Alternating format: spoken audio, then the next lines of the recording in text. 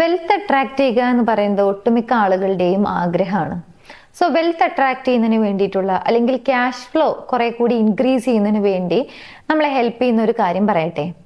അത് പണത്തിനോടുള്ള അല്ലെങ്കിൽ വെൽത്തിനോടുള്ള നമ്മുടെ ആറ്റിറ്റ്യൂഡ് ചേഞ്ച് ചെയ്യാന്നുള്ളതാണ്.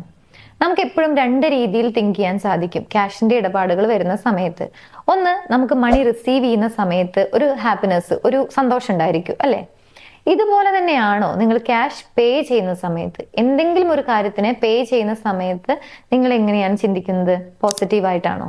സോ പോസിറ്റീവ് ആക്കി മാറ്റുക എന്നുള്ളതാണ് ക്യാഷ് ഫ്ലോ ഇൻക്രീസ് ചെയ്യുന്നതിന് വേണ്ടിയിട്ട് നമുക്ക് ഈസി ആയിട്ട് ചെയ്യാൻ പറ്റുന്ന ഒരു കാര്യം. സോ നിങ്ങളുടെ ലൈഫിലേക്ക് ക്യാഷ് നിങ്ങൾ റിസീവ് ചെയ്യുന്ന സമയത്തും അത് പേ ചെയ്യുന്ന സമയത്തും ഒരുപോലെ ചിന്തിക്കാൻ വേണ്ടി ശ്രമിക്കുക. അതായത് നിങ്ങളുടെ കയ്യിൽ ക്യാഷ് ഉള്ളത് കൊണ്ടാണല്ലോ നിങ്ങൾക്ക് ഒരു കാര്യം അവിടെ മാനിഫെസ്റ്റ് ചെയ്യാൻ സാധിക്കുന്നത്, അല്ലെങ്കിൽ ആ ഒരു കാര്യം നടത്താൻ സാധിക്കുന്നത്, അല്ലെങ്കിൽ എന്തെങ്കിലും ഒരു കാര്യം പർച്ചേസ് ചെയ്യുകയായിരിക്കാം.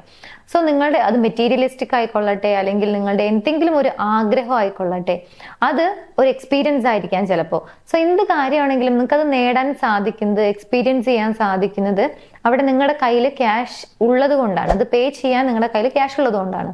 സോ പേ ചെയ്യുന്ന സമയത്താണെങ്കിലും ക്യാഷ് റിസീവ് ചെയ്യുന്ന സമയത്താണെങ്കിലും ഒരുപോലെ പോസിറ്റീവായിട്ട് തിങ്ക് ചെയ്യാൻ വേണ്ടി ശ്രമിക്കുക. ഈ ഒരു ആറ്റിറ്റ്യൂഡ് നമ്മുടെ ലൈഫിലേക്ക് ക്യാഷ് ഫ്ലോ ഇൻക്രീസ് ചെയ്യുന്നതിനുള്ള ഒരു മാർഗമായിട്ട് വരും എന്നുള്ളതാണ്.